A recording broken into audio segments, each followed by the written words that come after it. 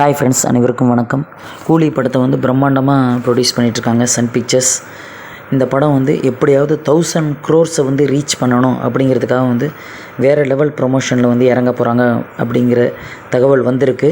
இந்த படத்தில் வந்து ரஜினி சார் கூட ஏகப்பட்ட நட்சத்திர பட்டாளங்களே நடிச்சிருக்காங்க. ஸ்ருதிஹாசன், உபேந்திரா, நாகார்ஜுனா, ஓகேங்களா, சௌபின் சாஹிர், ஓகேங்களா, நிறைய பேர் வந்து இந்த படத்தில் வந்து நடிச்சிருக்காங்க. சத்யராஜ், ஓகேங்களா. அது மட்டும் இல்லாமல் இந்த படத்தில் வந்து ஸ்பெஷல் பாட்டு ஒன்று, ஒரு குத்து பாட்டு மாதிரி வந்து இந்த படத்தில் வந்து வைக்க போகிறாங்க. அந்த பாட்டில் வந்து பூஜா ஹெக்டே தான் வந்து அந்த பாட்டுக்கு வந்து நடனம் ஆட போகிறாங்க அப்படின்னு சொல்லிட்டு தகவல் வந்திருக்கு. அதுக்குண்டான பேச்சுவார்த்தை வந்து இப்போ பூஜா ஹெக்டே அவங்கக்கிட்ட வந்து நடந்துகிட்ருக்கு, ஓகேங்களா. அநேகமாக அது 100% கன்ஃபார்ம் தான் நினைக்கிறேன், ஓகேங்களா. ஏன்னா தகவல் வந்து இப்போ வந்திருக்கு, கண்டிப்பாக அது கன்ஃபார்ம் ஆயிரும். வேறு லெவலில் இருக்க போது ஜெயிலர் படத்தில் வந்து காவாலா பாட்டுக்கு வந்து தமன்னா வந்து நடனம் ஆடிருப்பாங்க, ஓகேங்களா, டான்ஸ் ஆடிருப்பாங்க.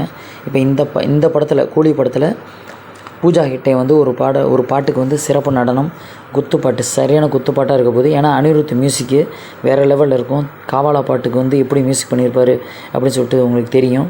அதை விட வந்து பல மடங்கு வந்து மிகப்பெரிய ஒரு லெவலில் வந்து அனிருத் வந்து மியூசிக் பண்ணுவார் இந்த பாட்டுக்கு. பூஜா ஹெக்டே வந்து இந்த பாட்டுக்கு வந்து நடனம் ஆட போகிறாங்க, ஓகேங்களா. இதை பற்றி நீங்கள் என்ன நினைக்கிறீங்க அப்படிங்கிறத கீழே உள்ள கமெண்ட் பாக்ஸில் மறக்காமல் பதிவு பண்ணுங்கள்.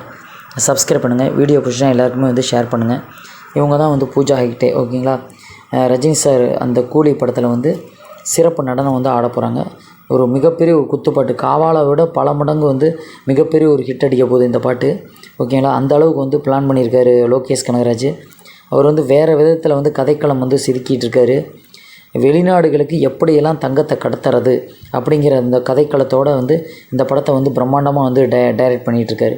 எப்படியாவது இந்த படம் வந்து 1000 கோடி அடிச்சிடணும் அப்படிங்கிற பிளானில் வந்து லோகேஷ் கனகராஜ் வந்து ஒர்க் பண்ணிகிட்ருக்காங்க, ஓகேங்களா. லோகேஷ் கனகராஜ் அண்ட் டீம் வந்து ஒர்க் பண்ணிகிட்ருக்காங்க. இந்த வீடியோவை பற்றி கீழே உள்ள கமெண்ட்ஸில் மறக்காமல் பதிவு பண்ணுங்கள். சப்ஸ்கிரைப் பண்ணாதவங்க உடனே சப்ஸ்கிரைப் பண்ணுங்கள். தேங்க்யூ.